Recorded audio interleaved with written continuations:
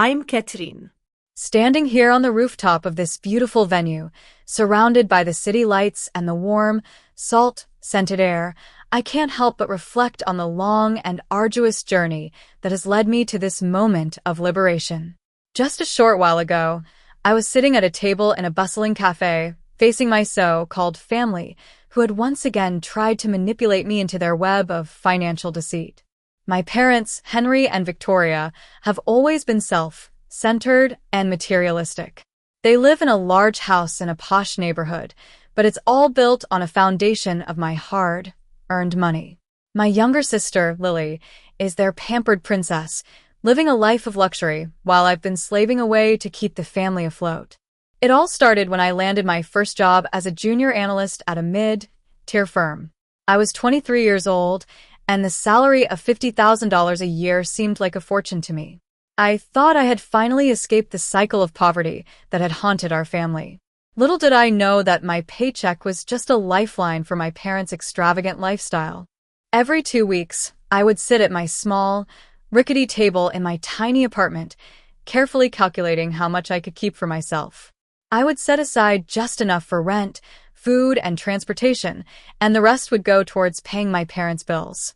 I paid for their car leases, their country club memberships, and even their credit card debts. They never once thanked me. It was just expected. My father, Henry, always had a way of making me feel like I owed them everything. He would say, "Catherine, family is an investment. We took care of you for so many years, and now it's your turn to pay us back." It was like he turned our family bond into a cold business transaction. My sister, Lily, was the apple of my parents' eyes.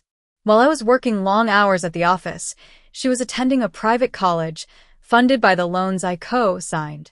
She would call me whenever she needed money for a new dress, a weekend getaway, or a fancy dinner. And I would always give in, because I was the responsible one. But it all came to a head at my graduation party. I had worked so hard to earn my master's degree in forensic accounting.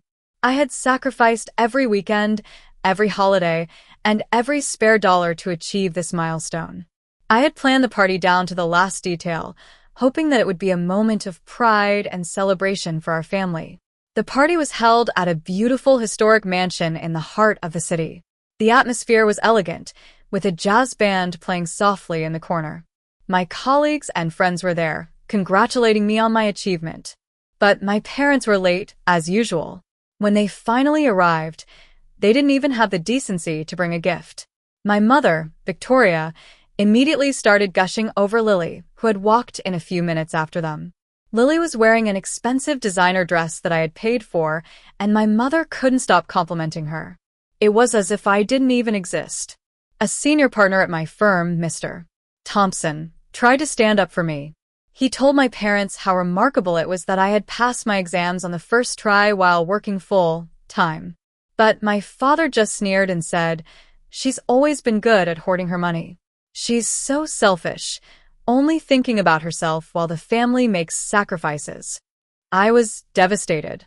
I had always hoped that my achievements would make them proud, but instead, they saw me as a burden. I stood up and gave a speech, thanking my mentors and friends for their support. But when I looked at my parents, I saw nothing but disdain. That's when I realized that I had been living a lie. I had been trying so hard to please them, but they would never see me as anything more than a cash cow. I made a decision right then and there. I was done being their victim. After the party, I went home and started taking control of my finances. I logged into all the accounts that I had been paying for and removed my payment information. I canceled all the subscriptions that my parents and sister had been using for free.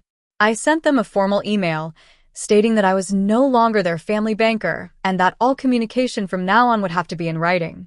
The next morning, the digital fallout began. I woke up to a flurry of notifications on my phone. Payment decline messages were flooding in. My mother's first text was about the internet being down and my father not being able to check his stocks. It was like they didn't even care about losing me as a daughter. They were only worried about their own comfort. Lily took to social media to paint me as the villain. She posted a sob story about how I had abandoned the family because I thought I was too good for them. But my colleagues, who had witnessed the events at the party, came to my defense.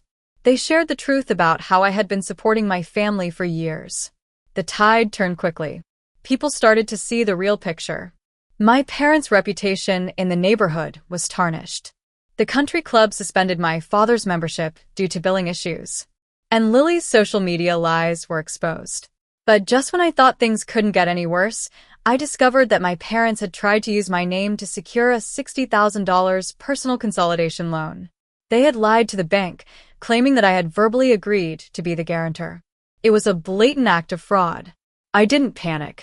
I gathered all the evidence, including the email they had sent to the loan officer and the IP address logs. I consulted with a forensic specialist, Adam, who confirmed that it was a clear case of identity theft. He advised me to keep all communication in writing and to report the fraud to the bank. I arranged a meeting with my parents at a cafe. When they arrived, they tried to play the victim, but I was not going to be swayed. I showed them the evidence of the loan application and demanded an explanation. My father tried to brush it off as a misunderstanding, but I wouldn't let him get away with it. I told them that I had paid my dues. I had supported them for years, and I was not going to be responsible for their debts. I said, if paying the bills doesn't make me family, then I'm done. Let Lily pay for your lifestyle. My father was furious. He yelled at me, telling me that I was ungrateful and that I was ruining the family. But I stood my ground. I told them that I was no longer their daughter and that I was walking away. As I left the cafe, I felt a sense of relief. I knew that I had made the right decision. I took a cab and on the way, I sent an email to the bank's fraud department, providing all the evidence of the fraudulent loan application. In the days that followed, the consequences of their actions caught up with them. The car was repossessed, and their credit scores were ruined. My mother sent me a desperate email, begging me to help them avoid legal action. But I couldn't do it. Signing that paper would have made me an accomplice to their crime. Instead, I focused on my work. I was leading a forensic audit of a legacy trust, and my skills were finally being recognized.